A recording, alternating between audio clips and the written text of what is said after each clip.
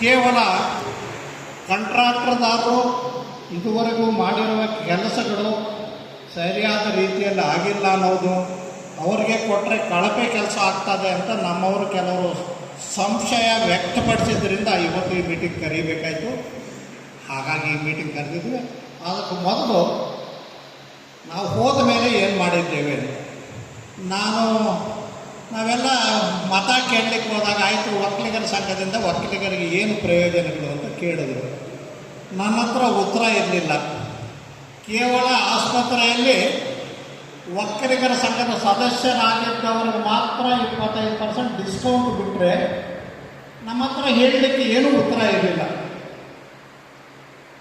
ನಿಮ್ಮೆಲ್ಲರ ಆಶೀರ್ವಾದದಿಂದ ನಮ್ಮ ಮತ್ತಿಬ್ಬರ ನಿರ್ದೇಶಕರ ಒಂದು ಬೆಂಬಲದಿಂದ ಪ್ರಥಮ ಬಾರಿಗೆ ಗೆದ್ದರೂ ಕೂಡ ಪ್ರಥಮ ಬಾರಿಗೆ ಕಾರ್ಯದರ್ಶಿಯಾಗಿ ನಾನು ಆಯ್ಕೆಯಾದೆ.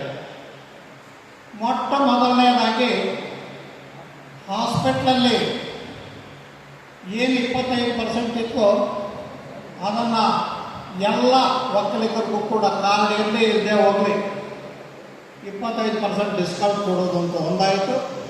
ಹಾಸ್ಪಿಟ್ಲಲ್ಲಿರ್ತಕ್ಕಂಥ ಒಳರೋಗಿಯಾಗಿ ಸೇರ್ತಕ್ಕಂಥ ಎಲ್ಲ ರೋಗಿಗಳಿಗೂ ಕೂಡ ಉಚಿತ ಊಟ ಕೊಡೋಂಗಾಯಿತು.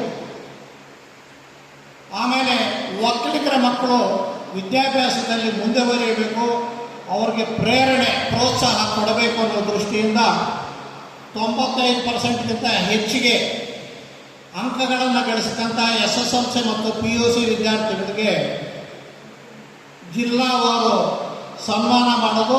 ಸನ್ಮಾನದ ಸಮಯದಲ್ಲಿ ಜಸ್ಟ್ ಒಂದು ಟೋಕನ್ ಆಗಿ ಒಂದು 5,000 ರೂಪಾಯಿ ಚೆಕ್ಕು ಒಂದು ಗೌರವ ಸೂಚಿಸಿದಾಗ ಇತರೆ ಮಕ್ಕಳು ಕೂಡ ನಾವು ಈ ರೀತಿ ಒಕ್ಕಲಿಗರ ಸಂಘದಿಂದ ಗೌರವಕ್ಕೆ ಪಾತ್ರರಾಗಬೇಕು ಅನ್ನುವಂಥ ಉತ್ಸಾಹ ಬರ್ತದೆ. ಇನ್ನಷ್ಟು ಮಕ್ಕಳು ಓದಿನಲ್ಲಿ ಮುಂದುವರಿಯಬೇಕು ಅನ್ನೋ ದೃಷ್ಟಿಯಿಂದ ಅದನ್ನು ತಂದಿವಿ. ಚಿಕ್ಕಬಳ್ಳಾಪುರ, ತುಮಕೂರು, ಹಾಸನ ಮತ್ತು ಚನ್ನಪಟ್ಟಣಗಳಲ್ಲಿ 4 ಬಿಲ್ಡಿಂಗ್ಗಳು ಅರ್ಧಂಬರ್ಧ ಆಗಿದ್ದನ್ನು ಪೂರ್ತಿ ಮಾಡಿದೆ. 4 ಬಿಲ್ಡಿಂಗ್ಗಳು ಕೂಡ ಇವತ್ತು ತುಂಬಿ ತುಳುಕ್ತಾ ಇದ್ದಾರೆ ವಿದ್ಯಾರ್ಥಿನಿಯರು. ನಾನು ಒಕ್ಕಲಿಗರ ಸಂಘಕ್ಕೆ ಬರುವ ಯೋಚನೆಯೇ ಇರಲಿಲ್ಲ.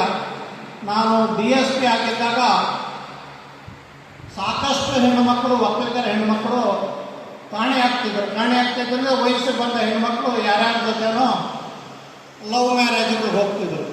ಅವನ್ನೆಲ್ಲ ಡೇಟಾ ಕಲೆಕ್ಟ್ ಮಾಡಿ ಯಾಕೆ ಹೆಣ್ಮಕ್ಳು ಹೋಗಿದ್ದಾರೆ, ಯಾವ ಹೆಣ್ಣುಮಕ್ಳು ಹೆಚ್ಚಿಗೆ ಇದು ನೋಡಿದಾಗ ಪರಿಶೀಲನೆ ಮಾಡಿದಾಗ ಬಸ್ಸುಗಳಲ್ಲಿ ಓಡಾಡ್ತಕ್ಕಂಥ ಹೆಣ್ಣುಮಕ್ಕಳು 87% ಬಸ್ಸುಗಳಲ್ಲಿ ಓಡಾಡೋ ಹೆಣ್ಣುಮಕ್ಕಳು ಅಂತರ್ಜಾತಿ ವಿವಾಹವಾಗ್ತಿದ್ರು. ಅಂತರ್ಜಾತಿ ವಿವಾಹವಾದಾಗ ಆ ಕುಟುಂಬದವರು, ನಮ್ಮದೇ ಸಮುದಾಯದವರು ಆ ಮುಜುಗರ ಕೊಡಗಾಗಿ ಸಾಕಷ್ಟು ನೋವು ಅನುಭವಿಸಿ ನಮ್ಮ ಕಾಲಿಡಿತಿದ್ರು. ಸ್ವಾಮಿ ಏನಾದರೂ ಮಾಡಿ ನಮ್ಮ ಮಗಳನ್ನು ನಮ್ಮ ಜೊತೆ ಕಳಿಸಿದ್ದ, ಅವರ ಕಣ್ಣೀರು ಒರೆಸಬೇಕು ಅನ್ನೋ ಏಕೈಕ ದೃಷ್ಟಿಯಿಂದ ಹೆಣ್ಣು ಮಕ್ಕಳಿಗೆ ರಕ್ಷಣೆ ಕೊಡಬೇಕು. ಹೆಣ್ಣು ಮಕ್ಕಳು ಬಂಗಾರ, ಒಡವೆ, ವಸ್ತು, ದುಡ್ಡು ಅಲ್ಲಿ ಸುಭದ್ರವಾಗಿರಬೇಕು. ಅದು ಎಲ್ಲಂದ್ರೆ ಅಲ್ಲಿ ಇರಬಾರ್ದು. ಎಲ್ಲ ಸುಭದ್ರವಾಗಿರಬೇಕು ಅಂದರೆ ಹೆಣ್ಣುಮಕ್ಕಳು ಓದೋ ಸಮಯದಲ್ಲಿ ಹಾಸ್ಟೆಲ್ನಿಂದ ಕಾಲೇಜಿಗೆ ನಡ್ಕೊಂಡು ಹೋಗುವ ಅಂತರದಲ್ಲಿ ಹಾಸ್ಟೆಲ್ ಕಟ್ಟಬೇಕು, ಹಾಸ್ಟೆಲ್ಗಳಲ್ಲಿ ಇರಬೇಕು ಅನ್ನೋ ದೃಷ್ಟಿಯಿಂದ ಬಂದ್ವಿ. ಈಗಾಗಲೇ ನಿಮಗೆ ಗೊತ್ತಿದೆ, ಶಿಡ್ಲಘಟ್ಟ ತಾಲೂಕಿನಲ್ಲಿ ಹಂಡಿಗನಾಳದಲ್ಲಿ ಒಂದು ಒಕ್ಕಲಿಗರ ಹೆಣ್ಣುಮಗಳು ಅಂತರ್ಜಾತೀಯವನ ಜೊತೆ ಹೊರಟೋದಾಗ ತಂದೆ, ತಾಯಿ, ಅಣ್ಣ 3 ಜನ ಆತ್ಮಹತ್ಯೆ ಮಾಡಿಕೊಂಡ್ರು. ಅದು ಹೃದಯ ವಿಗ್ರಹಕ ಘಟನೆ. ಅಂಥ ಘಟನೆಗಳು ನಡೀಬಾರ್ದು ಅನ್ನೋಂಥ ಉದ್ದೇಶದಿಂದ 4 ಹಾಸ್ಟೆಲ್ ಕಟ್ಟಿದ್ವಿ. ಪ್ಯಾರಾಮೆಡಿಕಲ್, ಆಯುರ್ವೇದಿಕ್ ಕಾಲೇಜ್, 2 ನರ್ಸಿಂಗ್ ಕಾಲೇಜನ್ನು ಹೊಸದಾಗಿ ಪ್ರಾರಂಭ ಮಾಡಿದ್ವಿ. 4 ಕಾಲೇಜಿಗೆ ಸನ್ಮಾನ್ಯ ಡಾಕ್ಟರ್ K. ಸುಧಾಕರ್ ಅವರು 1 ರೂಪಾಯಿ ಲಂಚ ಯಾರಿಗೂ ಇಲ್ಲದಂತೆ ಎಲ್ಲದಕ್ಕೂ ನಮ್ಮ ರಾಜ್ಯ ಸರ್ಕಾರದಲ್ಲಿ ಅವರು ವೈದ್ಯಕೀಯ ಶಿಕ್ಷಣ ಸಚಿವರಾಗಿದ್ದರು. ಅವಕ್ಕೆಲ್ಲ ಅವಕಾಶ ಮಾಡಿಕೊಟ್ರು. ಹಾಗೆಯೇ ಇಂಜಿನಿಯರಿಂಗ್ ಕಾಲೇಜಲ್ಲಿ 300 ಸೀಟು, ಇಂಜಿನಿಯರಿಂಗ್ ಕಾಲೇಜ್ ಅಟಾನಮಸ್ಸು, ಇದು ಫಿಸಿಯೋಥೆರಪಿಗೆ PC ಮಾಡಿಸ್ಕೊಡೋಕ್ಕೆ ಡಾಕ್ಟರ್ MC ಸುಧಾಕರ್ ಅವರ ಭೇಟಿ ಮಾಡಿದಾಗ ಅದೇ ರೀತಿ ಚಾಲೆಂಜ್ ಆಗಿ 1 ರೂಪಾಯಿ ಖರ್ಚಿಲ್ದಿರ ಈ 3 ಕೂಡ ಅವ್ರು ಮಾಡಿಕೊಟ್ರು. ನಮ್ಮ ಕೃಷ್ಣ ಬೈರೇಗೌಡರು, ನಮ್ಮದು ಸಜ್ಜೆಪಾಳ್ಯದಲ್ಲಿ 44 ಎಕರೆ 33 ಗುಂಟೆ ಜಮೀನಿದೆ. ಆ ಜಮೀನು ಈಗಾಗಲೇ ಯಾರೋ ಭೂಗಳ್ಳರ ಪಾಲಾಗಿತ್ತು. ಚುನಾವಣಾ ಸಮಯದಲ್ಲಿ ನಾನು ಎಲ್ರಿಗೂ ತಿಳಿಸಿದ್ದೆ, ಅದನ್ನು ವಾಪಸ್ ಪಡಿತೀವಿ ಅಂತ ನಿಮಗೆಲ್ರಿಗೂ ಗೊತ್ತಿದೆಯೋ ಇಲ್ಲೋ. ಸನ್ಮಾನ್ಯ ನಿವೃತ್ತ ಸುಪ್ರೀಂ ಕೋರ್ಟಿನ ನ್ಯಾಯಮೂರ್ತಿಗಳಾದಂಥ ಸನ್ಮಾನ್ಯ ಜಸ್ಟಿಸ್ ಗೋಪಾಲ್ ಗೌಡರು, ಹೈಕೋರ್ಟಿನ ನಿವೃತ್ತ ನ್ಯಾಯಮೂರ್ತಿಗಳಾದಂಥ ನಾಗಮೋಹನ್ ದಾಸ್ ಸಾಹೇಬರು, ಚಂದ್ರಶೇಖರ್ ಸಾಹೇಬರು, ಸದಾನಂದ ಶಿವ ಸಾಹೇಬರು 4 ಜನರ ಒಂದು ಸಮಿತಿಯನ್ನು ನೇಮಕ ಮಾಡಿದ್ವಿ. ಅವರು ಅದಕ್ಕೆಲ್ಲ ಯಾವ್ಯಾವ ರೀತಿ ಇದನ್ನು ವಾಪಸ್ ಪಡೆಯಲಿಕ್ಕೆ ಏನೆಲ್ಲ ಮಾಡಬೇಕನ್ನುವಂಥ ಒಂದು ಅಡ್ವೈಸ್ ಕೊಟ್ಟರು. ಅಡ್ವೈಸ್ನಂತೆ ನಾವು ನಡ್ಕೊಂಡಾಗ ಇವತ್ತು 44 ಎಕರೆ 33 ಗುಂಟೆ 2,000 ಕೋಟಿ ರೂಪಾಯಿ ಬರ್ತದೆ. ಆ ಜಮೀನನ್ನು ಅದೇ ದಾನಿ ರಂಗಣ್ಣನ ಹೆಸರಿಗೆ ಮತ್ತೆ ಖಾತೆ ಮಾಡಿಸ್ಕೊಡುವಲ್ಲಿ ಸನ್ಮಾನ್ಯ ಕೃಷ್ಣ ಬೈರೇಗೌಡರು ನೆರವಾದರು. ಅವರ ಸಂಪೂರ್ಣ ಸಹಕಾರದಿಂದ ಇವತ್ತು ಆ ಆಸ್ತಿ ನಮ್ಮ ಕೈಗೆ ಬಂತು. ನಾವು ನಿರ್ದೇಶಕರಾದವರು ನಾವು ನಮ್ಮ ಸ್ಥಳೀಯದಲ್ಲಿ ನಮ್ಮ ತಾಲೂಕುಗಳಲ್ಲಿ ಯಾವುದೇ ಒಂದು ಪಕ್ಷದಲ್ಲಿ ಕುರಿಸ್ಕೊಂಡಿದ್ದರು 2 ಜಿಲ್ಲೆಗಳಲ್ಲಿ ಯಾರೆಲ್ಲ ರಾಜಕೀಯ ಮುಖಂಡರುಗಳೊಂದಿಗೆ ಒಳ್ಳೆಯ ಸಂಪರ್ಕ ಇಟ್ಕೊಂಡಿದ್ದೇವೆ. ಆ ಸಂಪರ್ಕವನ್ನು ಇಟ್ಕೊಂಡು ಈ ಥರ ಅಭಿವೃದ್ಧಿ ಕಾರ್ಯಗಳನ್ನು ನಾನು ಕಾರ್ಯದರ್ಶಿ ಆಗಿದ್ದಾಗ ಮಾಡ್ಕೊಂಡು ಬಂದಿದ್ದೇವೆ. ಅದಕ್ಕೆ ಸಂಪೂರ್ಣ ಸಹಕಾರ ನಮ್ಮ ಇಬ್ಬರು ಯಲವಳ್ಳಿ ರಮೇಶಣ್ಣ ಅವ್ರದ್ದು, ಡಾಕ್ಟರ್ ರಮೇಶ್ ಅವ್ರದ್ದು ಇದೆ. ಹಾಗೆಯೇ ನಮ್ಮ ಒಕ್ಕಲಿಗರ ಸಂಘದಲ್ಲಿ 2017-18ರಲ್ಲಿ ಎಂಪ್ಲಾಯೀಸ್ಗೆ ನೌಕರರಿಗೆ ಸಂಬಳ ಕೊಡೋಕ್ಕೆ ದುಡ್ಡಿಲ್ಲದೆ 4,95,00,000 ಸಾಲ ಮಾಡಿತ್ತು ಸಂಘ. ಇವತ್ತು ಸಂಘ 4 ಕಾಲೇಜ್ ಓಪನ್ ಮಾಡಿ, 4 ಹಾಸ್ಟೆಲ್ ಓಪನ್ ಮಾಡಿ, ಸೋಮವಾರಪೇಟೆ, ಸುಳ್ಯ, ಬನಶಂಕರಿಯಲ್ಲಿ ಜಮೀನುಗಳನ್ನು ಖರೀದಿ ಮಾಡಿ, ಎಂಪ್ಲಾಯೀಸ್ನ ಟೆಂಪರವರಿ ಇರೋರನ್ನ ಪರ್ಮನೆಂಟ್ ಮಾಡಿ, ಸುಮಾರು 500 ಜನರನ್ನ ಪರ್ಮನೆಂಟ್ ಮಾಡಿದ್ದು 9,000 ರೂಪಾಯಿ ಸಂಬಳ ಪಡ್ಕೊಳ್ತಾ ಇದ್ದವನು ಇವತ್ತು 46,000 47,000 ಸಂಬಳ ಸಿಗ್ತಾ ಇದೆ. ಆ ರೀತಿ 500 ಜನರನ್ನ ಪರ್ಮನೆಂಟ್ ಮಾಡಿ 6th ಪೇ ಕೊಟ್ಟು 7th ಪೇ ಕೊಟ್ಟು ಅವತ್ತು 12 ಕೋಟಿ ಚಿಲ್ಲರೆ ಸಂಬಳ ಕೊಡ್ತಿದ್ರು. ನಾವು 100 ಜನ ಪದಾರ್ಪಣೆ ಮಾಡಿದ ಸಮಯದಲ್ಲಿ ಇವತ್ತು 24 ಕೋಟಿ ಚಿಲ್ಲರೆ ತಿಂಗಳ ಬಂಡವಾಳ ಕೊಡ್ತಾ ಇದ್ದೀವಿ ಎಂಪ್ಲಾಯೀಸ್ಗೆ. ಇವತ್ತು 3,000 ಜನ ಸುಮಾರು ಎಂಪ್ಲಾಯೀಸು ನೆಮ್ಮದಿಯ ಜೀವನ ಮಾಡ್ತಾ ಇದ್ದಾರೆ. ನಿಮಗೆ ನಾವು 3 ಜನ ಹೋದಾಗ 436 ನಾನ್ ಟೀಚಿಂಗ್ ಟೆಂಪರವರಿ ಎಂಪ್ಲಾಯೀಸ್ ಇದ್ದರು. ಪಾಪ 9,000ದಿಂದ 11,000 ಬರ್ತಿತ್ತು ತಿಂಗಳವರೆಗೆ. ಕ್ರೋಢೀಕೃತ ವೇತನ ಅಂತ, ಕನ್ಸಾಲಿಡೇಟೆಡ್ ಸ್ಯಾಲರಿ. ಒಬ್ಬೊಬ್ರಿಗೆ 32 ವರ್ಷ 34 ವರ್ಷ ಆಗಿತ್ತು, ಹೆಣ್ಮಕ್ಳಿಗೆ 28 ವರ್ಷ ಆಗಿತ್ತು, ಮದುವೆ ಆಗಿರಲಿಲ್ಲ. ಹೋದ ತಕ್ಷಣ ಪರ್ಮನೆಂಟ್ ಮಾಡಿದ್ವಿ. 6 ತಿಂಗಳೊಳಗೆ 90% ಮ್ಯಾರೇಜಸ್ ಆಗೋಯ್ತು.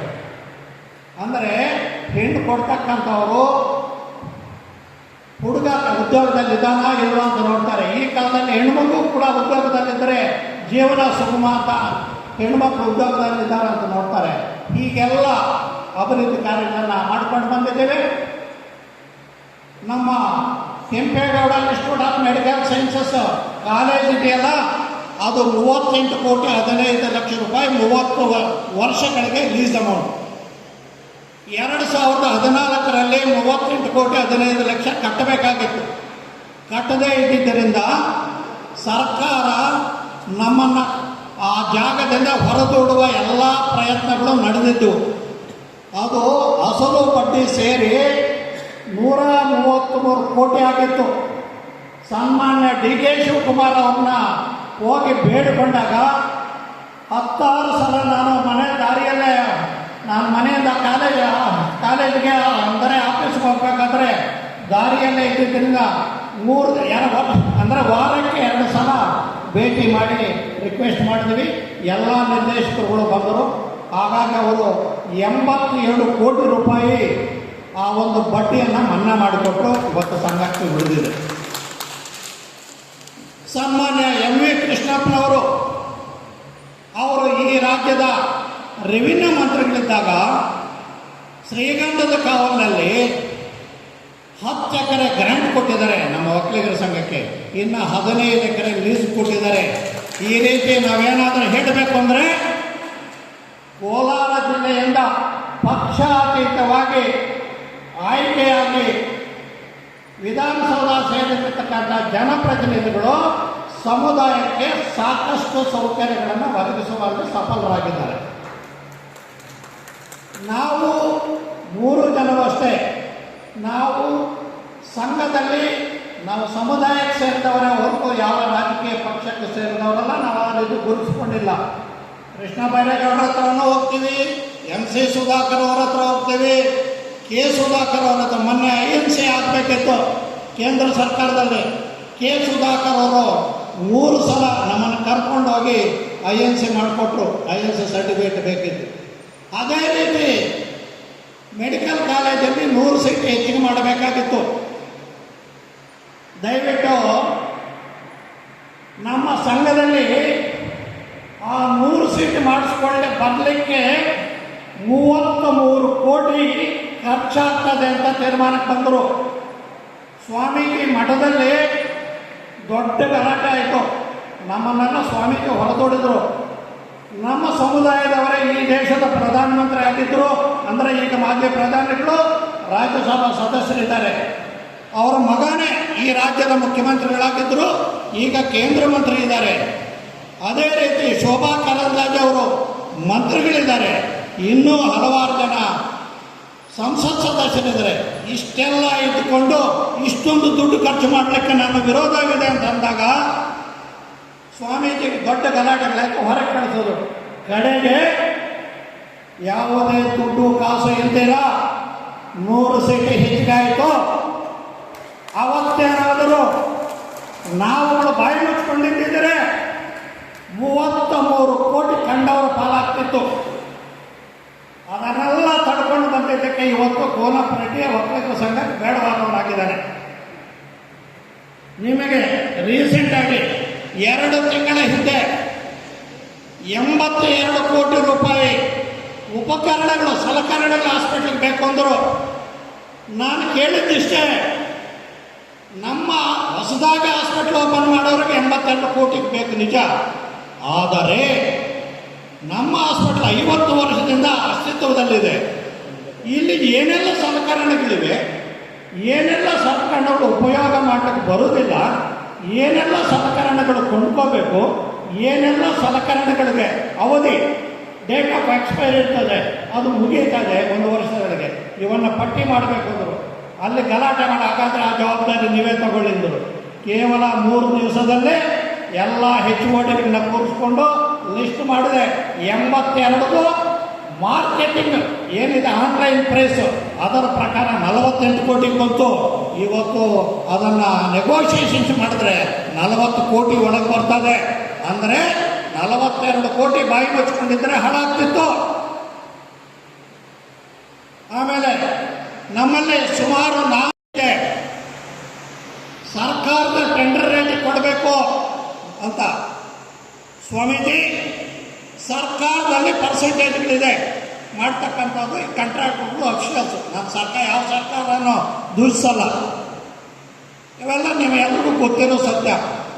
ಹಾಗಾಗಿ ನಮ್ಮಲ್ಲಿ ಯಾವ ಪರ್ಸೆಂಟೇಜ್ ಕೊಡಬೇಕಾಗಿಲ್ಲ. ಯಾಕೆ ಆ ರೇಟ್ ಕೊಡಬೇಕು ಅಂದಾಗ ಸ್ವಾಮೀಜಿ ನಿಜ ನೀವು ಹೇಳಿದ್ದು, ನನ್ನಲ್ಲಿ 17,000ಕ್ಕೆ 16,000ಕ್ಕೆ ಸ್ಕ್ವೇರ್ ಫೀಟ್ ಕೊಡ್ತಾ ಇದ್ದೀವಿ ಚದರ, ನೀವ್ಯಾಕೆ ಅಷ್ಟೊಂದೆಲ್ಲ ಕೊಡಬೇಕು ಅಂತ ಮಾಡಿ 20% ಕಡಿಮೆ ಮಾಡಿದ್ರು ಸ್ವಾಮೀಜಿ.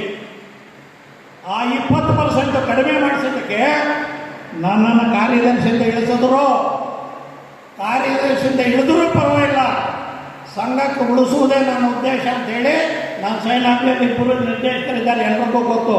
ಅವತ್ತು ಅವರು ನನ್ನೊಟ್ಟಿಗೆ ಬೆಂಬಲದಲ್ಲಿ ಸೂಚಿಸಿದ್ದಾರೆ, ಇವತ್ತು ನನ್ನೊಟ್ಟಿಗಿದ್ದಾರೆ. ಇವತ್ತು ನೀನು ಕಾರ್ಯದರ್ಶಿನೇ ಅಲ್ಲಪ್ಪ, ನೀನು ಅಧ್ಯಕ್ಷ ಆಗೋ, ನಾವಿಬ್ಬರು ನಿಮ್ಮ ಜೊತೆ ಇರ್ತೀವಿ, ನೀನಾದರೆ ಸಂಘ ಇನ್ನೊಂದಷ್ಟು ಅಭಿವೃದ್ಧಿ ಆಗ್ತದೆ ಅಂತ ಅವ್ರು ನನ್ನ ಬೆಂಬಲ ಸೂಚಿಸ್ತಾ ಇದ್ದಾರೆ. ಹಾಗಾಗಿ ನಾನು ಅವ್ರಿಗಿಬ್ಬರಿಗೂ ಧನ್ಯವಾದಗಳನ್ನು ತಿಳಿಸ್ತೇನೆ. ಅಂತ ಅವ್ರನ್ನ ಆಯ್ಕೆ ಮಾಡಿದ ನಿಮಗೆಲ್ಲರಿಗೂ ನಾನು ಧನ್ಯವಾದಗಳನ್ನ ಹೇಳ್ತೀನಿ. ಅಂದರೆ ನಮ್ಮ ಬೈರೇಗೌಡ ನಗರದಲ್ಲಿ ಆ ಜಾಗ ಸಂಘಕ್ಕೆ ರಿಜಿಸ್ಟರ್ ಆಗಿರೋದು ಕೋಗಿಲಹಳ್ಳಿ ಸರ್ವೆ ನಂಬರ್ 42A ಅಂತ. ಅಂದರೆ ಅದು ಕನ್ವರ್ಷನ್ ಆಗಿ ಪ್ಲ್ಯಾನ್ ಅಪ್ರೂವ್ ಆಗಿ ನಿಮಗೆ ಸೈಟ್ ಮಾರಾಟ ಮಾಡಿದ್ದೀವಿ ಅಂತ ನಿಮಗೆ ಗೊತ್ತಿದೆ. ಎಲ್ರಿಗೂ ಈಗ ಬುದ್ಧಿವಂತರಿದ್ದಾರೆ. ಒಂದು ಜಾಗವನ್ನು ಕನ್ವರ್ಷನ್ ಮಾಡಿಸಿ ಪ್ಲ್ಯಾನ್ ಅಪ್ರೂವ್ ಮಾಡಿಸಿದ್ರೆ ನೀವೆಷ್ಟೇ ಬುದ್ಧಿವಂತರಾಗಲಿ 52% ನಮ್ಗೆ ಸಿಗೋದು. ಇನ್ನು 48% ಸಿವಿಕ್ ಕಮ್ಯುನಿಟೀಸ್ ಹೋಗ್ತದೆ. ಇಲ್ಲಿ ಸೈಟ್ ಅಂತ ಹೇಳಿ ನಮ್ಗೆ ಮಾರಾಟ ಮಾಡ್ತಾರೆ. ನಾನು ಕೆಲವರು ತೋರಿಸಿದೆ, ಒಂದೇ ಖಾತಾ ನಂಬರು, ಒಂದೇ ಅಸೆಸ್ಮೆಂಟ್ ನಂಬರು, ಒಂದೇ ಸೈಟ್ ನಂಬರು, 3 ಸಲ ರಿಜಿಸ್ಟ್ರೇಷನ್ ಆಗ್ತದೆ. ಆಮೇಲೆ 2 ವರ್ಷ ಬಿಟ್ಟು ರೆಕ್ಟಿಫಿಕೇಶನ್ ಡೀಡ್ ಮಾಡ್ತಾರೆ. ರೆಕ್ಟಿಫಿಕೇಶನ್ ಡೀಡಲ್ಲಿ ಏನು ಮಾಡ್ತಾರೆ, 42ಗೆ ಮಿಸ್ಟೇಕ್ ಆಗಿದೆ, ಅದು 42 ಅಂತ. ಅದಾದ ಮೇಲೆ 2 ವರ್ಷಕ್ಕೆ ಮತ್ತೊಂದು ಅಗ್ರಿಮೆಂಟ್ ಮಾಡ್ತಾರೆ. ಕೋಗಿಲಹಳ್ಳಿ ಗ್ರಾಮ, ಕೋಲಾರ ಗ್ರಾಮಾಂತರ 2 ಅಕ್ಕಪಕ್ಕ ಇದೆ. ಈಗ ನಮ್ದು ಮಾಡಿರೋ 3 ಸೈಟ್ ನಮ್ಮದೇ. ಅಕಸ್ಮಾತ್ ಆಗಿ ಇದನ್ನು ಈಗಾಗಲೇ 3 ಆಗಿದೆ, ಒಂದು 42, ಇನ್ನೊಂದು 42, ಇನ್ನೊಂದು 3ನೇದಿದು. ಇದು ತಪ್ಪಾಗಿದೆ, ಇದು 89 ಸರ್ವೆ ನಂಬರು ಅಂತೇಳಿ ಅಗ್ರಿಮೆಂಟ್ ಮಾಡಿಕೊಡ್ತಾರೆ. ಅದಕ್ಕೆ ಬುಕ್ಸ್ ಮಾಡಿಸ್ಕೊಂಡು ಬಂದೆ ನಾನು. ಯಾಕೆಂದರೆ ನಮ್ಮವರು ನಂಬಲ್ಲ, ಅದಕ್ಕೋಸ್ಕರ ದಾಖಲೆಗಳ ಸಮೇತ ಬಂದೆ. ಇದನ್ನು 89 ಅಂತ, ಅದು ಸುಳ್ಳೆ. ನಾನು ಸೆಕ್ರೆಟರಿ ಆದಮೇಲೆ ಇದರ ಮೂಲ ಪಕ್ಕ ಹೋದ್ಮೇಲೆ ಎಲ್ಲ ಸರ್ವೆ ಮಾಡಿಸಿದಾಗ ಇದು 240, ಇದು ಕೋಲಾರ ಗ್ರಾಮಾಂತರ, ಇದು 240 ಅಂತ ಬಂತು. ಆ 240 ರಿಜಿಸ್ಟ್ರೇಷನ್ ಮಾಡ್ಕೋಬೇಕಾದ್ರೆ ಸನ್ಮಾನ್ಯ MLC ಗೋವಿಂದರಾಜರವರು, ಶ್ರೀನಾಥ್ರವರು, ನಮ್ಮ KV ಶಂಕರಪ್ಪನವರು, ಎಲ್ಲದಕ್ಕಿಂತ ಮುಖ್ಯವಾಗಿ ಪೊಲೀಸ್ ಸ್ಟೇಷನ್ ಲೆವೆಲಲ್ಲಿ DSP ಲೆವೆಲಲ್ಲಿ ಆಗಲಿಲ್ಲ. ನಮ್ಮ ದೇವರಾಜ್ ಸಾಹೇಬರು SP ಅವರಿದ್ದರು. ನಾನು ಹೇಳಿದೆ, ಸರ್ ನೀವೇನಾದ್ರು ಮಾಡಲಿಲ್ಲ ಅಂದರೆ ನಾನು 6 ತಾಲೂಕಿಂದ ಸುಮಾರು ಒಂದು 6,000 ಜನರನ್ನು ಸೇರಿಸಿ ಕೋಲಾರ ಬಂದ್ ಮಾಡ್ತೀನಿ, ನಾನು ಆ ಸೈಟ್ ವಾಪಸ್ ಪಡೀಲೇಬೇಕು ಅಂದಾಗ ಅವರು ಕರೆಸಿ ಆ ಸೈಟನ್ನು, ಈ ಮನುಷ್ಯ ತಪ್ಪಿದ್ರೆ ಮತ್ತೆ ಮಾತು ತಪ್ತಾನೆ ಸರ್, ಇವತ್ತೇ GP ಆಗಬೇಕು, ಇವತ್ತೇ ಅಗ್ರಿಮೆಂಟ್ ಆಗಬೇಕು ಅಂತೇಳಿ ಜಿಲ್ಲಾ ಅಧ್ಯಕ್ಷರಾದಂಥ KV ಶಂಕರಪ್ಪ ಸಾಹೇಬರ ಹೆಸರಿಗೆ ಅದನ್ನು GP ಮಾಡಿಸಿ ಸಂಘದ ಹೆಸರಿಗೆ ಅಗ್ರಿಮೆಂಟ್ ಮಾಡಿಕೊಂಡೆ. ಇವತ್ತು ನಾನೆಲ್ಲ ಸರ್ವೆ ಮಾಡಿಸಿದ ಮೇಲೆ ಅದು ಕೋಲಾರ ಗ್ರಾಮಾಂತರ 240, 42 ಏನೂ ಅಲ್ಲ, 42 ಅಲ್ಲ, 89 ಅಲ್ಲ, ಕನ್ವರ್ಷನ್ ಆಗಲ್ಲ. ಇದೆಲ್ಲ ಮಾಡ್ಕೊಂಡ ಮೇಲೆ ನೋಡ್ತೀವಿ ಅದು ಪಾರ್ಕ್ ಝೋನನ್ನು ಚೇಂಜ್ ಆಫ್ ಲ್ಯಾಂಡ್ ಮಾಡಿಸಿ, ಕನ್ವರ್ಷನ್ ಮಾಡಿಸಿ, ಸಿಂಗಲ್ ಸೈಟ್ ಪ್ಲಾನ್ ಅಪ್ರೂವಲ್ ಮಾಡಿಸಿ, ಈ ಖಾತಾ ಮಾಡಿಸಿ, ವರ್ಕಿಂಗ್ ಪ್ಲಾನ್ ಅಪ್ರೂವಲ್ ಮಾಡಿಸಿ, ಇವತ್ತು ವಿತ್ ಲೈಸೆನ್ಸ್ ಎಲ್ಲ ಬಂದಿದ್ದೀನಿ. ನಾನು ನಿಮ್ಮಲ್ಲಿ ಕೈ ಮುಗಿದು ಕೇಳ್ಕೊಳ್ತೇನೆ. ನಾನು ಚುನಾವಣಾ ಸಮಯದಲ್ಲಿ ಮಾತು ಕೊಟ್ಟಿದ್ದೀನಿ, ಮಾತು ತಪ್ಪುವುದು ಮಣ್ಣು ತಿನ್ನುವುದು ಎರಡೂ ಒಂದೇ ಅಂತ ನನ್ನ ಲೆಕ್ಕ. ನಾನು ಅವತ್ತು ನಿಮ್ಮೆಲ್ಲರ ಮುಂದೆ 4.5 ವರ್ಷದ ಹಿಂದೆ ಹೇಳಿದ್ದೀನಿ, ಸಂಘದಲ್ಲಿ ಹಣ ಮಾಡುವನ ಅವನೊಬ್ಬ ನಾಶವಾದರೆ ಸಾಕು, ಅವನ ಸಂಸಾರವೇ ಸರ್ವನಾಶವಾಗಬೇಕು ಅಂತ. ಅದಕ್ಕೆ ಕಟಿಬದ್ಧನಾಗಿ ನಾವು ನಡ್ಕೊಂಡು ಬರ್ತಾ ಇದ್ದೀವಿ, ನಡ್ಕೊಳ್ತೀವಿ ಕೂಡ. ಹಾಗಾಗಿ ನಾನು ನಿಮ್ಮಲ್ಲಿ ಕಳಕಳಿಯಿಂದ ಮನವಿ ಮಾಡುವುದಿಷ್ಟೇ, ನಾವು 3 ಜನ ಏನು ಪ್ರಯತ್ನ ಪಟ್ಟು ಇದರ ಒಂದು ಸ್ಥಿತಿಗೆ ಬಂದಿದೆಯೋ, ಇಲ್ಲಿ ಕೇಂದ್ರ ಸಂಘದಲ್ಲಿ ನಮ್ಮಲ್ಲಿ ಈ ಟೆಂಡರ್, ಈ ಪ್ರೊಕ್ಯೂರ್ಮೆಂಟ್, ಈ ಟೆಂಡ್ರಲ್ಲಿ ಯಾರು ಯಾವ ಜಾತಿ ಕುಲ ಏನು ಅಲ್ಲಿ ಮೆನ್ಷನ್ ಮಾಡೋಕ್ಕಾಗಲ್ಲ ಕಾನೂನಲ್ಲಿ. ಅಲ್ಲೇನಾಗಿದೆ, ಯಾಕೆ ಈ ಟೆಂಡರ್ ಬಂತು ಅಂದರೆ ಅದು ನನ್ನ ಪೀರಿಯಡಲ್ಲೇ ಬಂದಿದ್ದು. ಒಂದು ರೀತಿ ಪರೋಕ್ಷವಾಗಿ ನಾನೇ ಕಾರಣ ಇರಬಹುದೇನೋ ಬೇರೆಯವ್ರು ಬರಲಿಕ್ಕೆ. ಆದರೆ 25 ವರ್ಷಗಳ ಹಿಂದೆ ಕಟ್ಟಿರೋ ಬಿಲ್ಡಿಂಗ್ಸ್ ಚೆನ್ನಾಗಿದೆ. ನಾವು ಹೋದ ತಕ್ಷಣ ಒಂದು ಮೆಕ್ಯಾನಿಕಲ್ ಬ್ಲಾಕ್ ಅಂತ, ಅದು ಇನ್ನೂ ಓಪನ್ನೇ ಆಗಿಲ್ಲ, ಎಲ್ಲ ಕಡೆ ಸೋರ್ತಾ ಇತ್ತು. ಅದರ ಮೇಲೆ ಟಾರ್ ಹಾಕ್ಸಿದ್ದೀನಿ ಸೋರೋದನ್ನು ತಡೀಲಿಕ್ಕೆ. ಆ ಥರ ಕಳಪೆಗಳಾಗಿತ್ತು. ರಾಜಕಾರಣಿಗಳ ಹೆಸರು ಹೇಳ್ಕೊಂಡು, ದೊಡ್ಡವರ ಹೆಸರು ಹೇಳ್ಕೊಂಡು ಕಂಟ್ರಾಕ್ಟ್ಗಳು ಉದ್ಧಾರ ಆಗ್ತಿದ್ರು. ಅದನ್ನು ತಡೆಯೋ ಸಲುವಾಗಿ ಈ ಪ್ರೊಕ್ಯೂರ್ಮೆಂಟ್ ತಂದಿದ್ದು. ಇದೊಂದು ಪಾರದರ್ಶಕವಾಗಿರುವಂಥ ಒಳ್ಳೆ ಸದುದ್ದೇಶದಿಂದ ತಂದಂಥ ವಿಷಯ. ಇಲ್ಲಿ ನಮಗೆ ಯಾರಿಗೂ ಗೊತ್ತಿಲ್ಲ ಬೇರೆ ಕಮ್ಯುನಿಟಿಯವರು ಅಪ್ಲೈ ಮಾಡ್ತಾರೆ ಅಂತ. ಬೇರೆ ಕಮ್ಯುನಿಟಿಯವರು ಅಪ್ಲೈ ಮಾಡಿದರೆ ಪೂಜೆ ಮುಗಿತು, ನನ್ನ ಚೌಟ್ರಿ ಬಂದಾಗ ಗೊತ್ತಾಯ್ತು ಈ ವಿಷಯ. ಇಲ್ಲಾಂದರೆ ಮೊದಲು ಗೊತ್ತಿದ್ದರೆ ಇದಕ್ಕೆ ಅವಕಾಶ ಕೊಡ್ತಿಲ್ಲ. ಈಗ ನಮ್ಮ ಮುಖಂಡರುಗಳು ಹೇಳೋದಂದರೆ ಅದು ಮಾಡಿರೋ ಕೆಲಸಗಳು ಬೇರೆ ಕಡೆ ಕ್ವಾಲಿಟಿ ಇಲ್ಲ, ಕ್ವಾಲಿಟಿ ಮೇಂಟೈನ್ ಮಾಡಿಲ್ಲ. ನೀವು ಇಷ್ಟೆಲ್ಲ ಕಷ್ಟಪಟ್ಟು ದುಡ್ಡು ಹಾಕಿ ಕ್ವಾಲಿಟಿ ಮೇಂಟೈನ್ ಆದರೆ ಪರ್ಪಸ್ ಸರ್ವ್ ಆಗೋವಲ್ಲ ಅನ್ನೋದು ಇದು ಮಾಡಿದ್ವಿ. ಅದಕ್ಕೆ ಮೊದಲು ನಾನು ನಮ್ಮ ಕೆಲವೊಂದು ಗೊತ್ತಿರೋ ಕಾಂಟ್ರಾಕ್ಟರ್ಗೆ ಹೇಳಿದೆ, ದಯವಿಟ್ಟು ಅಪ್ಲೈ ಮಾಡಿ, 20% ಕಡಿಮೆ ಇರ್ತದೆ, ನಿಮಗೇನು ಲಾಸ್ ಆಗಲ್ಲ ಮಾಡಿ ಅಂತ. ನಮ್ಮವರು ಒಬ್ಬರೇ ಒಬ್ಬರು ಮಾಡಿದ್ರು. ಪಾಪ ಅವ್ರದ್ದು ಟೆಕ್ನಿಕಲ್ ಕಟ್ಟಿದ್ದಲ್ಲೇ ಒಂದು ಬಿದ್ದೋಯ್ತು. ಯಾಕಂದರೆ ಅವ್ರ ಬಿಲ್ಡಿಂಗ್ ಕನ್ಸ್ಟ್ರಕ್ಷನ್ಸು ಆ ಲೆವೆಲ್ಗೆ ಇರಲಿಲ್ಲ, ಆ ಒಂದು ಟ್ರಾನ್ಸಾಕ್ಷನ್ಸ್ ಬರಲಿಲ್ಲ. ಹಾಗಾಗಿ ಟೆಕ್ನಿಕಲ್ ಬಿದ್ದಲ್ಲೇ ಬಿದ್ದೋಯ್ತು, ಅವ್ರ ಫೈನಾನ್ಷಿಯಲ್ ಬಿದ್ದೋಯ್ತು ಬರಲಿಲ್ಲ. ಹಾಗಾಗಿ ಇವತ್ತು ನಿಮ್ಮನ್ನೆಲ್ಲ ಮುಂದಿನ ವರ್ಷಕ್ಕಾದರೂ ಆಗಲಿ ನಮ್ಮ ಒಕ್ಕಲಿಗರ ಹೆಣ್ಮಕ್ಳು ಬಸ್ಸುಗಳನ್ನು ಓಡಾಡ್ತೀರ ಹಾಸ್ಟೆಲಿಂದ ಕಾಲೇಜಿಗೆ ಹೋಗುವಂಥ ಒಂದು ಅನುಕೂಲ ಆಗಬೇಕು ಅನ್ನೋ ದೃಷ್ಟಿಯಿಂದ ಇದನ್ನು ಮಾಡ್ತಾ ಇದ್ದೀವಿ. ಈಗ ಇಲ್ಲೇ ಇದ್ದಾರೆ ನಮ್ಮ ಶಿವಣ್ಣವರು, ಅವರೆಲ್ಲ ಅವತ್ತು ಜಾಗ ಕೊಟ್ಟಿದ್ದಕ್ಕೆ ಇವತ್ತು ನೀವೆಲ್ಲ ಬಿಲ್ಡಿಂಗ್ ಕಟ್ತಾ ಇದ್ದೀರಿ. ಜಾಗನೇ ಕೊಡಲಿಲ್ಲ ಅಂದರೆ ಬಿಲ್ಡಿಂಗ್ ಹಂಗೆ ಆಗ್ತದೆ. ಇನ್ನೊಂದು ಸಣ್ಣ ಎಕ್ಸಾಂಪಲ್ ಸರ್, ನನಗೆ ಒಬ್ಬರು ಸ್ವಾಮೀಜಿ ಅವ್ರು ಕೇಳಿದ್ರು, ಏನ್ರಿ ಕೊನ್ನಪ್ರೆಡ್ಡಿಯವರೇ ನಗರಕ್ಕೆ ತಾನೆ ಪಾಪ ಕಟ್ಟಿದಾಗ ಏನು ಕೇಳಿಲ್ಲ, ನೀವು ಎಲ್ಲ ಸರಿ ಬರೀ ಕೋಲಾರ ಚಿಕ್ಕಬಳ್ಳಾಪುರದವ್ರನ್ನೇ ತುಂಬ್ತೀರಂತಲ್ಲ ಸಂಘದಲ್ಲಿ ಅಂತ. ನಾನು ಹೇಳಿದೆ ಸ್ವಾಮೀಜಿಗೆ, ಸ್ವಾಮೀಜಿ ದಯವಿಟ್ಟು ಕ್ಷಮಿಸಿ, ನಮಗೆ ಹೊಟ್ಟೆಗೆ ಇಟ್ಟಿಲ್ಲ, ಉಟ್ಕೊಳ್ಳಿಕ್ಕೆ ಬಟ್ಟೆ ಇಲ್ಲ. ನಮ್ಮ ಕೋಲಾರ ಜನಕ್ಕೆ ಬಡವರು, ಅಷ್ಟು ಬಡವರಿದ್ದೀವಿ ಒಕ್ಕಲಿಗರು. ಆ ಮಕ್ಕಳು ಮೈಬಟ್ಟಿಸಿ ಓದ್ತಾರೆ.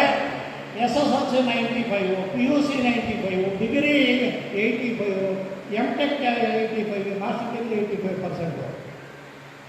ಈ ಕಡೆ ಭಾಗದಲ್ಲಿ SSLC 3rd class, PUC 2nd class, degree 2nd class, master degree 3rd class ಬಂದಿರ್ತಾರೆ. ನಾನು ಡಿಸ್ಟಿಂಕ್ಷನ್ ಕೊಡಬೇಕು, 3rd ಕ್ಲಾಸ್ ಬಂದವ್ರು ಕೊಡಬೇಕು, ನೀವು ಹೇಳಿ ಸ್ವಾಮಿ. ನಮ್ಮ ಹುಡುಗರು ಸಾಯಂಕಾಲ ಆದರೂ ಪುಸ್ತಕ ಹೇಳ್ಕೊಂಡು ಹೋಗ್ತಾರೆ, ನಿಮ್ಮ ಹುಡುಗರು ಸಾಯಂಕಾಲ ಆದರೂ ಬಾರಲ್ಲಿ ಕೂತಿರ್ತಾರೆ. ನಾನು ಯಾರು ಉದ್ಯೋಗ ಕೊಡಬೇಕು ಹೇಳಿ ಸ್ವಾಮಿ. ಆರೋಪ ಏನೂ ಇಲ್ಲ ಕೊನ್ನಪ್ರೆಡ್ಡಿ ಮೇಲೆ. ಕೊನ್ನಪ್ರೆಡ್ಡಿ ಆ ಜಿಲ್ಲೆಯವರು ತುಂಬ್ತಾರೆ ಅಂತ. ಇಲ್ಲಿ ಕೆಲವರು ಮಕ್ಕಳು ಈಗ ನಮ್ಮ ಸಂಸ್ಥೆಯಲ್ಲಿ ನಾನು ಬಂದ ಮೇಲೆ ಆಯ್ಕೆಯಾಗಿ ಕೆಲಸ ಮಾಡ್ತಾ ಇದ್ದಾರೆ. ನಾನು ಹೆಸರು ಹೇಳೋದಿಲ್ಲ. ಯಾರೊಬ್ಬರೊಟ್ಟಿಗೆ ಒಂದು ಟೀ ಕುಡಿದಿಲ್ಲ ನಾವು 100 ಜನ.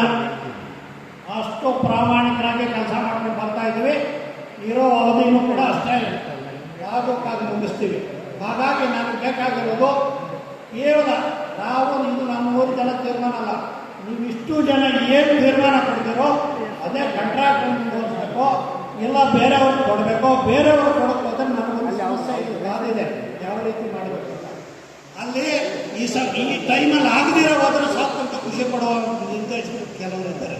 ಹಾಗಾಗಿ ನೀವು ಯಾವ ರೀತಿ ಆಗಲಿ, ನನಗೆ ಆ ಕಾಂಟ್ರಾಕ್ಟ್ ಇನ್ನೊಬ್ಬರು ಬೇಡ, ನನಗೆ ಬಿಲ್ಡಿಂಗ್ ಬೇಕಷ್ಟೇ. ಅವ್ರ ಮುಖ ನಾನು ನೋಡಿಲ್ಲ, ಅದು ಯಾರು ನನಗೆ ಗೊತ್ತೂ ಇಲ್ಲ. ಅವರು ನನ್ನ ಯಾರು ತಿಳ್ಕೊಂಡೆ ಹೊಸಕೋಟೆ ಅವರು ಅಂತ ಹೇಳಿದ್ರು ನಮ್ಮವರೇ ಸರ್. ಇವತ್ತು ಇಲ್ಲಿ ಈ ಜಾಗ ನಮಗೆ ಬರಬೇಕಾದ್ರೆ ಗೋವಿಂದರಾಜವರು, ಶ್ರೀನಾಥ್ ಅವರು, ಶಂಕರಪ್ಪನವರು, ಇನ್ನೂ 10 ಅವರು ಮುಖಂಡರು, ಮುಖ್ಯವಾಗಿ ಮುರಳಿಗೌಡರು, ಎಲ್ಲಿ ನಗರಸಭೆಯಲ್ಲೆಲ್ಲ ₹1 ಲಂಚವಿಲ್ದಿರ ಎಲ್ಲನೂ ಮಾಡಿಸ್ಕೊಟ್ಟಿದ್ದಾರೆ. ನಮ್ಮ ಭಾಗದ ಮುಖಂಡರುಗಳಿಗೆ, ಜನಪ್ರತಿನಿಧಿಗಳಿಗೆ ನಾನು ತಲೆಬಾಗಿ ನಮಸ್ಕಾರ ಮಾಡ್ತೀನಿ. ಅವರು ಅಷ್ಟೊಂದು ಪ್ರಾಮಾಣಿಕವಾಗಿ ಕೆಲಸ ಮಾಡಿಕೊಟ್ಟಿದ್ದಾರೆ. ಎಲ್ಲರೂ ಪ್ರಯತ್ನ ಮಾಡಿದ್ದು ಗೊತ್ತಿದೆ. ಅಲ್ಲಿ DCMದು ಕೃಷ್ಣ ಬೈರೇಗೌಡರು ಬಹಳ ಮಹತ್ವದ್ದಾಗಿದೆ. ಹಾಗೆಯೇ R. ಅಶೋಕ್ ಅವರು ರೆವಿನ್ಯೂ ಮಂತ್ರಿ ಇದ್ದಾಗ ನಮ್ಮಲ್ಲಿ ಕೇಂದ್ರದಲ್ಲಿ OBC ಗ್ರಾಮಾಂತರ ಒಕ್ಕಲಿಗರು ಮಾತ್ರ ಇದೆ, ನಗರ ಒಕ್ಕಲಿಗರಿಗಿಲ್ಲ. ಆ ನಗರ ಒಕ್ಕಲಿಗರು OBC ಒಳಗೆ ಬರಲಿಲ್ಲ. ಯಾವಾಗ ಇದನ್ನು EWS ಸ್ಕೀಮ್ ತಂದರೆ ಕೇಂದ್ರ ಸರ್ಕಾರ, ಆ EWS ಅಲ್ಲಿ ಸರ್ಟಿಫಿಕೇಟ್ ಕೊಡಬೇಕು ಅಂತ ರೆವಿನ್ಯೂ ಮಂತ್ರಿಗಳು, ಆಗಿನ ರೆವಿನ್ಯೂ ಮಂತ್ರಿಗಳಂತ R. ಅಶೋಕ್ ಅವ್ರನ್ನ ರಿಕ್ವೆಸ್ಟ್ ಮಾಡಿದಾಗ R. ಅಶೋಕ್ ಸಾಹೇಬರು ಎಲ್ಲ ಎಕ್ಸ್ಪರ್ಟ್ಸನ್ನು ಕರೆಸಿ, ನೋಡ್ರಿ ನಮ್ಮ ರೆಡ್ಡಿಗೆ ಹೇಳ್ತಾ ಇದ್ದಾರೆ ನಿಜಾನೇ ನೋಡಿದಾಗ ಅವ್ರು ಸರ್ ಕೊಡಬೇಕಾಗ್ತದೆ ಅಂತ ಹೇಳಿ, ಯಾವುದೇ ಜಾತಿ ರಿಸರ್ವೇಷನ್ ಪಡೆಯದೇ ಇರೋ ಜಾತಿ ಆರ್ಥಿಕವಾಗಿ ಹಿಂದುಳಿದಿದ್ದರೆ EWS ಸ್ಕೀಮಲ್ಲಿ ಎಲಿಜಿಬಲ್ ಅಂತ ಹೇಳಿದ ಮೇಲೆ ಅದನ್ನು ಮಾಡಿಸ್ಕೊಟ್ಟಿವಿ. ಈಗ ಇನ್ನೂ ಗೊತ್ತಿಲ್ಲ ನಿಮಗೆ, ಈಗ ಹಿಂದುಳಿದ ಆಯೋಗಗಳಲ್ಲಿ ನೀವು ಮೋಸ್ಟ್ಲಿ ನೋಡ್ತಿರಲ್ಲೋ, ಪ್ರತಿ ಮೀಟಿಂಗಲ್ಲೂ ನಾನಿದ್ದೀನಿ. ಹಿಂದುಳಿದ ಆಯೋಗಗಳಲ್ಲಿ ಒಕ್ಕಲಿಗರನ್ನ ಮುಂದುವರೆದ ಜಾತಿ ಅಂತ ಮಾಡಲಿಕ್ಕೆ ಬಿಡದೇ ಇರುವಂಥ ಸರ್ವ ಪ್ರಯತ್ನಗಳು ಕೂಡ ನಾವು ಭಾಗಿಯಾಗಿದ್ದೀವಿ. ಅದನ್ನು ಆ ಮೀಸಲಾತಿಯನ್ನು ಒಕ್ಕಲಿಗರು ಉಳಿಸ್ಕೊಳ್ಳಿಕ್ಕೆ ಪ್ರಯತ್ನ ಪಡ್ತಾ ಇದ್ದೀವಿ. ಆಮೇಲೆ ನಮ್ಮವರು ಒಕ್ಕಲಿಗರಿಗೆ ಒಂದು ಐಡಿಯಾ ಇಲ್ಲ ಸರ್, ನಾವು ಜನಸಂಖ್ಯೆಗೆ ಅನುಗುಣವಾಗಿ ರಾಜ್ಯಾದ್ಯಂತ ಇದು ಮಾಡಿದ್ದಾರೆ ರಿಸರ್ವೇಷನ್. ದಾವಣಗೆರೆಯಿಂದ ಆಚೆಗೆ ಎಲ್ಲೂ ಒಕ್ಕಲಿಗರೇ ಇಲ್ಲ. ನಮಗಿರ್ತಕ್ಕಂಥ ಮೀಸಲಾತಿ ಎಲ್ಲ ಬೇರೆಯವ್ರ ಪಾಲಾಗ್ತಾ ಇದೆ. ಒಕ್ಕಲಿಗರೆಲ್ಲ ಹಳೆ ಮೈಸೂರು ಭಾಗದಲ್ಲಿ ಕೇಂದ್ರೀಕೃತವಾಗಿರೋದ್ರಿಂದ ಒಕ್ಕಲಿಗರ ಮೀಸಲಾತಿ ಬೇರೆ ಕಡೆ ಎಲ್ಲ ಬೇರೆಯವ್ರ ಪಾಲಾಗ್ತದೆ. ದಯವಿಟ್ಟು ತಾವು ವಿಧಾನಸಭೆಯಲ್ಲಿ ಇದಕ್ಕೆ ತರಬೇಕು. ಹೈದರಾಬಾದ್ ಕರ್ನಾಟಕ ರಿಸರ್ವೇಷನ್ ಎಷ್ಟು ಕ್ಲಿಷ್ಟಕರವಾಗಿದೆ. ಅದರಿಂದ ಒಕ್ಕಲಿಗರ ಸಮುದಾಯಕ್ಕೆ, ಲಿಂಗಾಯತರಿಗೆ, ಎಲ್ಲ ಜಾತಿಗೂ ಆಗ್ತಾ ಇದೆ. ಇದು ಈ ಭಾಗದ ಎಲ್ಲ ಜಾತಿಗಳಿಗೂ ಅನ್ಯಾಯ ಆಗ್ತಾ ಇದೆ. ದಯವಿಟ್ಟು ತಮ್ಮಂಥವರು ಅದ್ರ ಬಗ್ಗೆ ಗಮನ ಹರಿಸಿ ಒಕ್ಕಲಿಗರಿಗೆ ಮತ್ತಿತರ ಈ ಭಾಗದ ಹಳೆ ಮೈಸೂರು ಭಾಗದ ಜನಕ್ಕೆ ಯಾವುದೇ ಜಾತಿಗೂ ತೊಂದರೆ ಆಗದಿಲ್ಲ ಅದ್ರ ಬಗ್ಗೆ ಚರ್ಚೆ ಮಾಡಬೇಕು ಅಂತ ತಮ್ಮನ್ನು ಕೋರ್ಬೋದು. ಜಾಗೃತಿ ಇದೆ ಅಂತೇಳಿ ಮೈಸೂರು ಮಹಾರಾಜರಿಗೆ ಒತ್ತಾಯ ಮಾಡಿ ಈ ಸ್ವಾಮಿ ವಿವೇಕಾನಂದನ ಕರ್ಕೊಂಡ್ಬಂದು ನಮ್ಮ ಒಂದು ಸಂಘನ ಸ್ಥಾಪನೆ ಮಾಡಿದವರು ಪುಣ್ಯಾತ್ಮಗಳು. ಅವು ಅಂದಿನಿಂದ ಇಂದಿನವರೆಗೂ ಬೇರೆ ಬೇರೆ ಕಾಲಘಟ್ಟಗಳಲ್ಲಿ ಏಳು ಬೀಳುಗಳನ್ನು ಕಂಡು ನಮ್ಮ ಅವ್ರು ಹೇಳಿದಂಗೆ ಮರೇಗೌಡರಾಗ್ಬೋದು, ಬುದ್ಧಿಗೌಡರಾಗ್ಬೋದು, ವೆಂಕಟೇಗೌಡರಾಗ್ಬೋದು, ಎಲ್ಲ ಕಾಲಘಟ್ಟದಲ್ಲಿ ಕೆಲಸ ಮಾಡಿದ್ದಾರೆ. ಎಲ್ಲ ಪಕ್ಷಾತೀತವಾಗಿ ಎಲ್ಲ ಮುಖಂಡರು ಸಹಕಾರ ಸಿಕ್ಕಿದೆ. ದಯವಿಟ್ಟು ಸಹಕಾರ ಬಂದಿದ್ದಾರೆ. ಪರವಾಗಿ ಎಲ್ಲ ಅನ್ಯಾಯಗಳಿದೆ, ಕೇಸುಗಳಾಗಿದೆ, ಎಂಡಿಸಿ ಕಾರಣಗಳಾಗಿದೆ. 3 ದಿನಗಳ ಸೈನಿಕರ ಸ್ಥಿತಿ ಅಂದ್ರೆ ನಾವು ನೀವೆಲ್ಲ ಗೌರವದಿಂದ ನಮ್ಮನ್ನ ಆಯ್ಕೆ ಮಾಡಿ ಕಳಿಸಿದಾಗ ಸಂಘದಲ್ಲಿ ಸಂಬಳ ಕೊಡಕ್ಕೆ ದುಡ್ಡಿರಲಿಲ್ಲ. ಆಡಳಿತ ಅಧಿಕಾರಿ ಹಾಕಿದ್ರು, ಗೌರವಾನ್ವಿತರು, ಎಲ್ಲ ಹಿರಿಯ ಮುಖಂಡರು, ಅಧ್ಯಕ್ಷರು, ಸೆಕ್ರೆಟರಿಗಳು ಹೋಗಿ ಬ್ಯಾಂಕ್ಗಳಿಗೆ ಹೋಗಿ ಲಕ್ಷಗಳೆಲ್ಲ ಕೋಟಿಗಳು ಓಡಿ ತಗೊಂಡ್ಬಂದು ನಾವು ಸಂಬಳ ಕಟ್ಟಿದ್ದೀವಿ ಆ ನೌಕರರಿಗೆ. ಒಂದು ಕಡೆ ಸ್ಟ್ರೈಕ್ಗಳು, ಸಂಬಳ ಕೊಡಕ್ಕೆ ದುಡ್ಡಿಲ್ಲ. ಇನ್ನೊಂದು ಕಡೆ ಅವ್ರು ಹೇಳ್ದಂಗೆ ಹಗರಣಗಳ ಮೇಲೆ ಹಗರಣಗಳಾಗಿದೆ. ಇದು ಸತ್ಯ. ನಮ್ಮಲ್ಲಿ ಏನು ಇವತ್ತು ಓದಂತಕ್ಕಂಥ ಡೈರೆಕ್ಟರ್ಗಳಲ್ಲಿ ಜವಾಬ್ದಾರಿ ಇಲ್ಲದೆ ನಮ್ಮ ಕಡೆಯವರು ಯಾರು ಅಂತ ಹಗರಣ ಇಳಿದಿಲ್ಲ. ನಮ್ಮ ಭಾಗದಲ್ಲಿ ಬೇರೆ ಕಡೆಯವರು ಹೆಸರು ಹೇಳೋದು ಬೇಡ, ಅವನ್ನ ಮಣ್ತಮ್ಮದ ಇದ್ದಾರೆ. ಬಹಳ ಅನ್ಯಾಯಗಳಾಗಿ ಇವತ್ತು ಸಂಘ ಬಹಳ ಶೋಚನೀಯ ಸ್ಥಿತಿಯಲ್ಲಿತ್ತು. ಅಂಥ ಸಂದರ್ಭದಲ್ಲಿ ನಾವೆಲ್ಲ ಗೌರವಯುತವಾಗಿ ಕೆಲಸ ಮಾಡಿ ಭ್ರಷ್ಟಾಚಾರ ತಡಿಬೇಕಂತೇಳಿ ಎಲ್ಲ ಸೋರಿಕೆಗಳನ್ನು ತಡೆದು ಮೆಡಿಕಲ್ ಕಾಲೇಜಲ್ಲಿ ಇವತ್ತು ಆಡಿಟ್ ಮಾಡಿಸ್ಬೇಕಾಯ್ತು. ಒಂದೇ ಇನ್ಕಮ್ ಬರ್ತಾ ಇದ್ದು ಮೆಡಿಕಲ್ ಕಾಲೇಜ್ ಕಿಮ್ಸಲ್ಲಿ ನಾನು ಚೇರ್ಮನ್ ಮಾಡಿದ್ರು. ನೋಡಿದರೆ ಸಂಬಳ ಕೊಡೋಕೆ ಅಲ್ಲಿ ದುಡ್ಡಿಲ್ಲ. ಎಂಥ ವಿಪರ್ಯಾಸ. ನಾವೇನು ಮಾಡಿದ್ರು, ಎಲ್ಲ ಹಿರಿಯನ್ನೆಲ್ಲ ಕೇಳ್ಕೊಂಡು ನಾನು ಆಡಿಟ್ ಮಾಡ್ಸಪ್ಪ ಅಂದರು. ಆಡಿಟ್ ಮಾಡ್ಸೋಕ್ಕೂ ಬಿಡಲಿಲ್ಲ. ಕಡೆಗೇನೋ ಹೆಚ್ಚು ಕಮ್ಮಿ ಆಯಿತು. ಡಿ.ಕೆ. ರವಿ ಸೊತ್ತಿ ನೆನಪಿತ್ತು. ಬಹಳಷ್ಟು ಹಗರಣಗಳಾಗಿದೆ, ಹುಷಾರ್ ಡಾಕ್ಟ್ರೇ ಅಂದರು. ಆದರೂ ಆಡಿಟ್ ಮಾಡೋಕ್ಕೆ ಒಪ್ಪಿಗೆ ಕೊಟ್ಟರು. ನಮ್ಮ ಬಾಲಕೃಷ್ಣ ಅವರು, ನಮ್ಮ ಸೆಕ್ರೆಟರಿಗಳು ಮಾಡಿದಾಗ 55 ಕೋಟಿ ದುರ್ಬಳಕೆ ಆಗಿದೆ ಒಂದು ವರ್ಷದಲ್ಲಿ ಬಂಧುಗಳೇ. ನಮ್ಮ ಸಂಘದಲ್ಲಿ ಮೆಡಿಕಲ್ ಕಾಲೇಜಲ್ಲಿ ಕನಿಷ್ಠ 8 ಕೋಟಿ ಒಬ್ಬ ಪ್ರಿನ್ಸಿಪಾಲ್ ತಿಂದಾಕಿದ್ದಾನೆ. ಆ ಪ್ರಶ್ನೆ ಆಗಿದೆ ಅವರ ಕಾಲದಲ್ಲಿ. ಅದಕ್ಕಾಗಿ ಅವ್ರು ಸಸ್ಪೆಂಡ್ ಮಾಡಿ ಅವ್ರ ಮನೆಗೆ ಕಳಿಸಿದ್ದೀವಿ. ಈಗ ಎಲ್ಲ ಕಮಿಟಿಗಳು ಮಾಡಿ ಎನ್ಕ್ವೈರಿಗಳು ಮಾಡ್ತಾ ಇದೆ. ನೀವು ಹೇಳಿದಾಗೆ ಮೆಡಿಕಲ್ ಸೀಟ್ ಹಗರಣ ನಮ್ಮ ಆಯ್ಕೆ ಆದಮೇಲೆ 17ನೇ ಇಸ್ವಿಯಿಂದ ಈಚೆಗೆ ನೀಟ್ ಎಕ್ಸಾಮ್ ಬಂದಮೇಲೆ ಯಾವುದೇ ಒಂದು ಕೋಟಾ, ಡೈರೆಕ್ಟರ್ ಕೋಟಾ ಇಲ್ಲ, ಬಿ ಇರಲಿಲ್ಲ, ಮೆಡಿಕಲ್ ಸೀಟಲ್ಲಿಲ್ಲ, ಇಂಜಿನಿಯರಿಂಗ್ ಸೀಟಲ್ಲಿಲ್ಲ, ಯಾವ ಸೀಟಲ್ಲಿಲ್ಲ.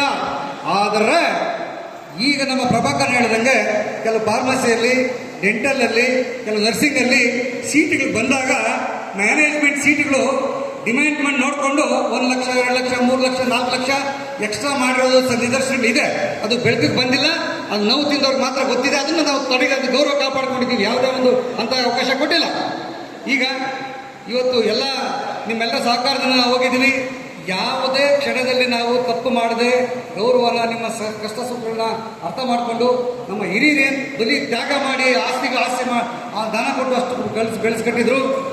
ನಮ್ಮ 44 ಎಕರೆ ಕೈ ತಪ್ಪೋಗಿತ್ತು ಜಮೀನು ಬಂಧುಗಳೇ.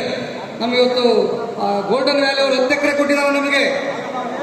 ನಮ್ಗೆ 10 ಎಕರೆ ಕೊಟ್ಟಿದ್ದಾರೆ ಬಂಧುಗಳೇ. ನಮ್ಮ ಸಮುದಾಯದಲ್ಲಿ 44 ಎಕರೆ ಕೊಟ್ಟಿದ್ದಾರೆ.